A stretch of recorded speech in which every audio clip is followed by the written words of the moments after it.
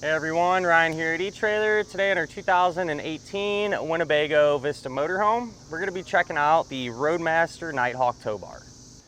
Right off the bat, I do want to address one of the main questions that we get asked in regards to setting up a flat tow, and that's what parts am I going to need? So there's 5 main components, and the tow bar is going to be one of them.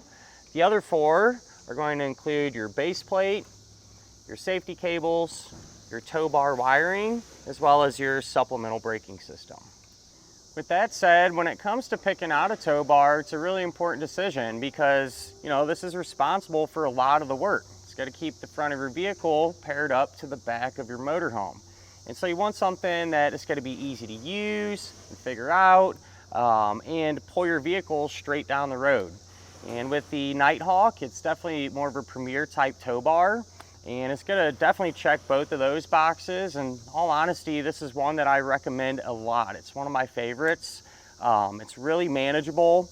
The vast majority of it is made from aluminum. So it's definitely on the lighter side, which makes it easier to hook up and everything. You're not lifting up some crazy heavy tow bar, killing your back. And even though it is made from aluminum, it's going to have an 8,000 pound weight capacity, so definitely up there. And because of that, I feel like in most scenarios, it's going to help make for a more smooth ride. It'll be able to absorb kind of that road shock and those potholes a little bit better. When it comes to actually pulling your vehicle though, it's going to do a fantastic job. And that's partly because of the length of the tow bar. So it's really long, and generally speaking, the more distance you have between the coach and your vehicle, the better. It's going to stay true and make it a lot easier to go around tight turns, whether you're in a parking lot or gas station, something like that.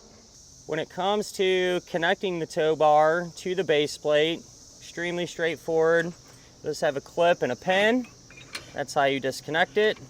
And you just do the opposite whenever you are ready to hook up. Now this one is going to be compatible with the Roadmaster base plates like we have here today. And there's different variations of this Nighthawk tow bar. So this one has the Roadmaster ends, but if you happen to have a Blue Ox base plate, you can actually get this tow bar with Blue Ox ends. That way, you can pair those two together. One of the really important things I always tell people to make sure to get when it comes to a tow bar is make sure it's a non-binding type, which the Nighthawk is. A lot of other ones are non-binding as well, and that's a big thing to look out for. And so what I mean by that, a lot of times what can happen when you're flat towing your vehicle down the road, you get to where you're going, and you go to disconnect, everything can be in a bind and super difficult to get unhooked. So if that were to happen with the non-binding type tow bars, it's not really that big of a deal. You have a lever mechanism here that you pull up on. That'll release that tension and allow you to easily get everything disconnected. Something to definitely take into account when selecting a tow bar is the extras that it's going to come with. Some tow bars you won't get anything. Others, like the Nighthawk, you'll get some bonus items, really, I guess you could call them. So with the Nighthawk, you're going to receive your umbilical cable here that plugs into the back of your coach into the front of your vehicle, as well as the 6-way round connector plug and your safety cables. So it just makes setting up your whole package a little bit easier. It's a few less components that you're not going to have to worry about picking up separately. Now with that in mind, if you do end up going with the Nighthawk and you're picking out a diode wiring kit for your towed vehicle, the Roadmaster diode kits are really popular. We do a lot of them here. And if that's what you end up going with, you're going to want to get the kit that I like to call the bare bones type kit, where you just get the wiring, the diodes, and some ins and outs.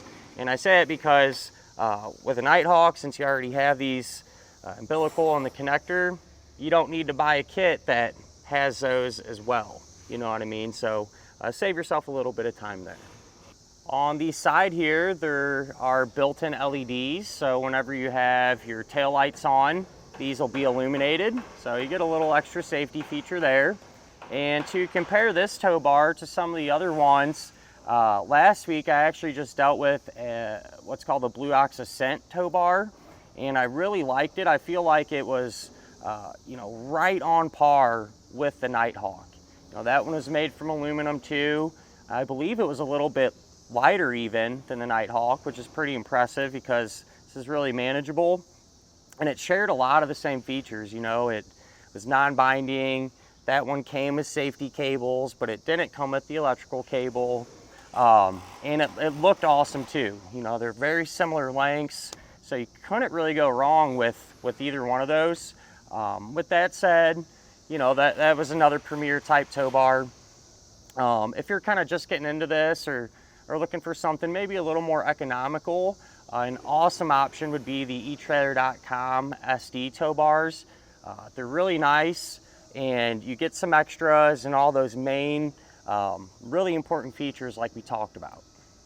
I do want to talk about real quick the use of what's called the high-low adapter, which is this part here. And depending on your particular setup, you may or may not need something like this. It's really just going to depend on how exactly your vehicle's set up and your coach. But it's really important to check and see if you're going to need something like this. And the whole reason is to keep your tow bar level. That way it can perform as it's supposed to. And the safe zone, or the good rule of thumb, is you don't want a difference greater than 3 inches from your towed vehicle to your motorhome. And so to figure out exactly what you do, you pull everything together about how we have it here, okay? And you want to measure from the center of the hitch pin hole on your motorhome and then to the attachment point on your base plate. So for example, today on this Jeep, it's about 18 inches here, and on the motorhome side it was 24 inches. So we're way out of that 3-inch mark, right? So we used a 4-inch drop, lowered that down to 20 inches.